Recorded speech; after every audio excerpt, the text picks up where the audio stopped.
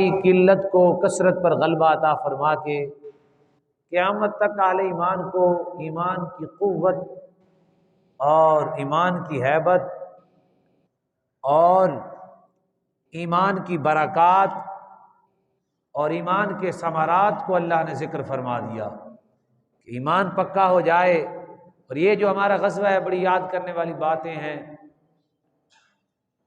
صرف اور صرف 8 تلواریں تھیں، 300 سے کچھ لوگ اوپر تھے، جیسے کہ ہم کہتے ہیں 313۔ چند سواریاں تھیں۔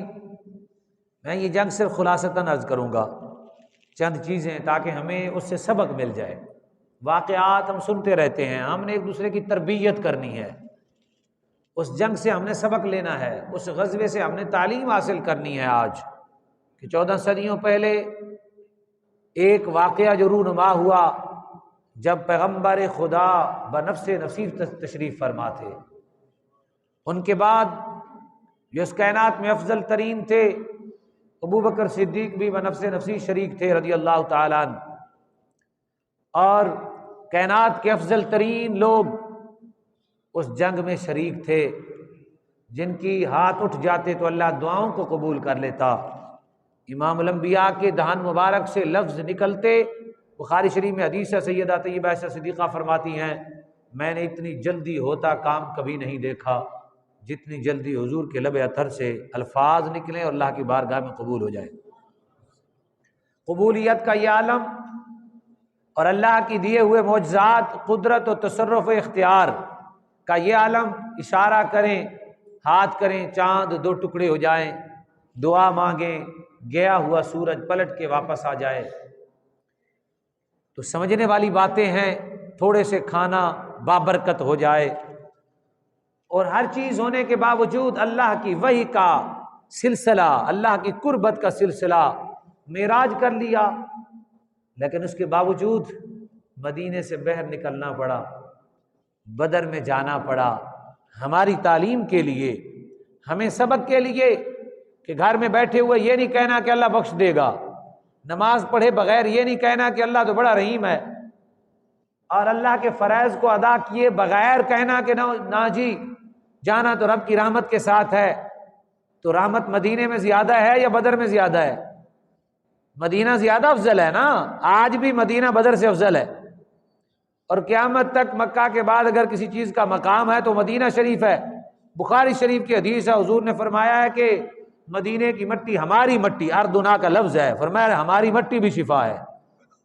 یہ حدیث پاک ہے، جس سرزمین کی مٹی بھی شفا ہو، مٹی وبا ہے، بندہ کھا نہیں سکتا، اسے مرضیں لگتی ہیں، لیکن فرمایا ہماری مٹی یعنی مدینے کی گرد جو ہے، جو اڑتی ہے، بندہ جب نتنوں سے لیتا ہے اس سے کئی بیماریاں ٹل جاتی ہیں۔ کئی عمرے پہ گئے ان سے پوچھ کے دیکھیں، وہاں جاتے ہیں تو وہ فضا میں مٹی اڑی ہوتی ہے نا، تو جب وہ اندر جاتی ہے تو وہ بیمار بالکل توانا ہو جاتے ہیں، بالکل ٹھیک ٹھاک ہو جاتے ہیں۔ کئی میں نے دیکھے، ایک بزرگ تھے، وہ دکان پہ کھڑے نہیں ہو سکتے تھے، جب وہاں گئے تو کہتے ہیں جی سارے کام میں نے کیے، میں ٹھیک ہو گیا تھا۔ ادھر آب زمزم ہے، پی کے جوان ہو جاتے ہیں لوگ۔ مدینے میں فضا ہے، مدینے کی فضا ہے، جس سے مٹی اڑتی ہوئی نتنوں میں جائے تو شفا بن جاتی ہے۔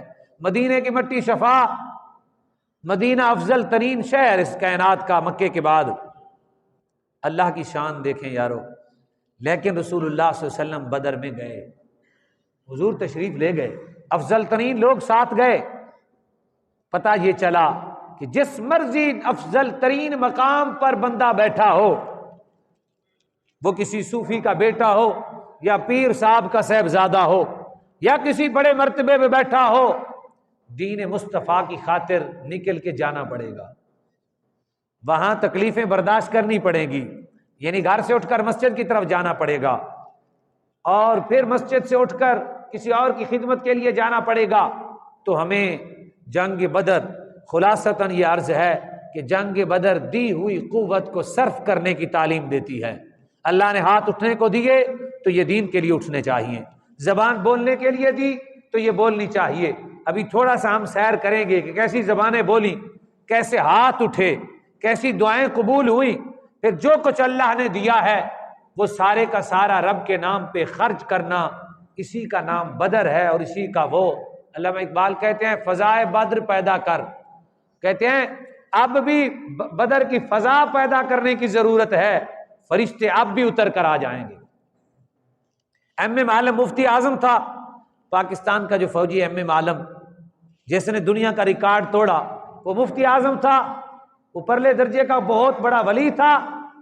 ہم سوچتے ہیں ولی بنیں گے تو یہ دعائیں قبول ہوں گی، یہ ساری دن مسجد میں بیٹھے رہتے تھے، نانا جب نکلے تو اللہ کی بارگاہ میں شہادت کی طلب لے کے نکلے، اور اللہ کی دعا، کراچی میں ان طلباء نے ان سے پوچھا کہ اتنا ہو نہیں سکتا، یہ کیسے آپ نے کہہ لیا کچھ منٹ میں اتنے طیارے گرا دیے، یہ کیسے ممکن ہے؟ اس نے کہا یہ میں بھی پریشان ہوں، لیکن جب میں نکلا تھا تو اس وقت اللہ صدق کے دل سے میں نے اپنے رب سے دعا کی تھی اور اپنے رب کے نام کے لیے نکلا تھا۔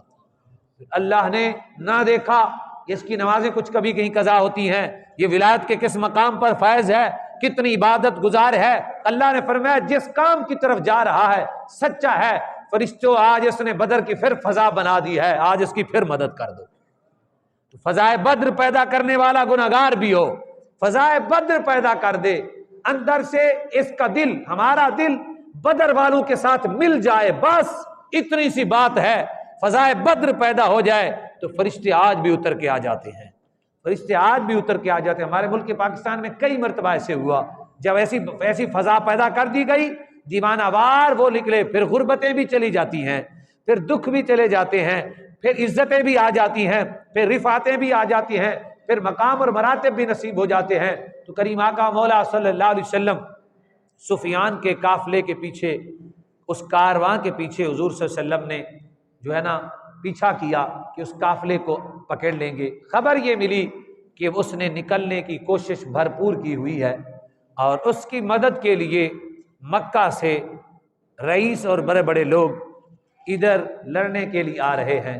جیسے حضور کو خبر پہنچی، مقام زعفران تھا، حضور وہیں تشریف فرما ہو گئے۔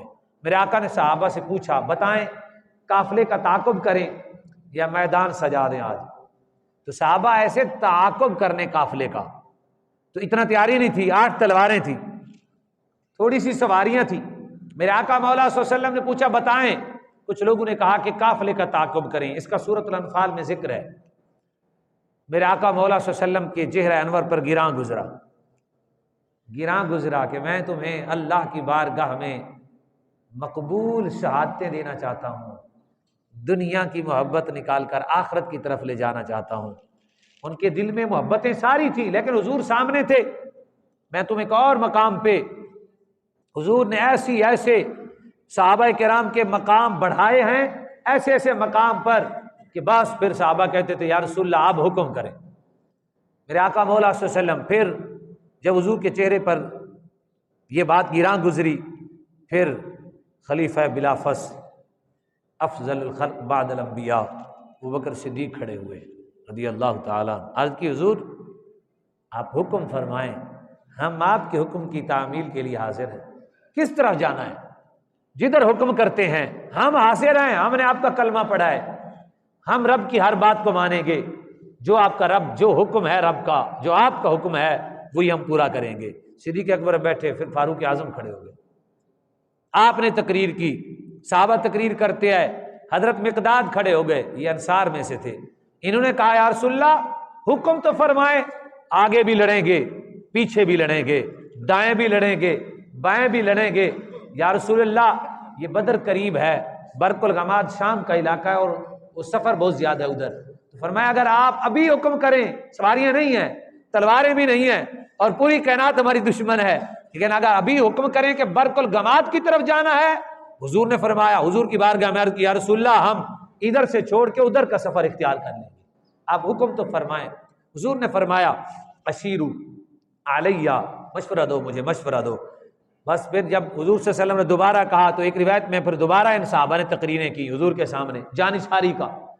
حضور نے پھر جب فرمایا، امام الانبیاء و سید الانبیاء صلی اللہ علیہ وآلہ وسلم کے سامنے حضرت سعد بن معاذ کھڑے ہوئے، عرض کی یا رسول اللہ صلی اللہ علیہ وسلم سل حبال من شئت واقطع حبال من شئت وخذ من اموالنا ما شئت واتنا ما شئت۔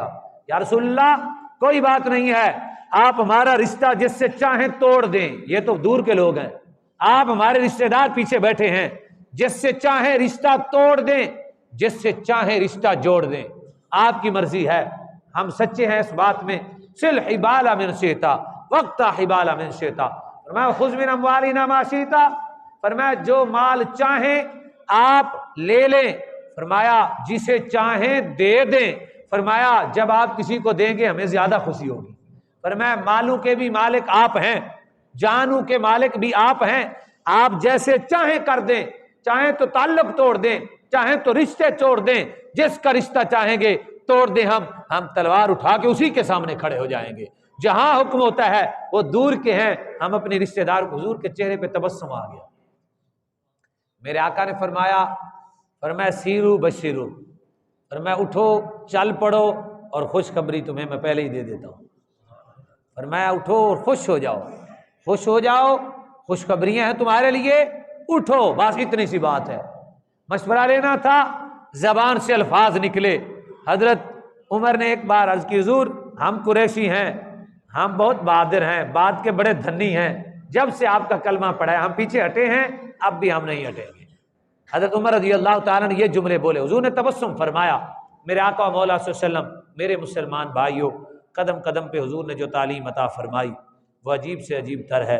حضور صلی اللہ علیہ وسلم سواری تھی اور سواریاں کم تھیں، اور حضور کے ساتھ بھی 2 آدمی تھے، حضرت علی رضی اللہ تعالیٰ اور حضرت زید رضی اللہ تعالیٰ، اور تیسرے میرے آقا مولا صلی اللہ علیہ وسلم تھے۔ تو سواری پہ چلتے چلتے راستے میں جب حضور نیچے اترے، حضور نے فرمایا بھی آپ زید اور علی جس کی باری ہو آپ بیٹھ جاؤ، جس کا جی چاہے، اب جو ہے جس کی باری ہوگی وہی بیٹھے گا، میں نہیں بیٹھوں گا۔ ہاتھ باندھ کے عرض کرنے لگے حضور کیسے ممکن ہے، آپ نیچے چلیں اور ہم سواری کے اوپر بیٹھ جائیں۔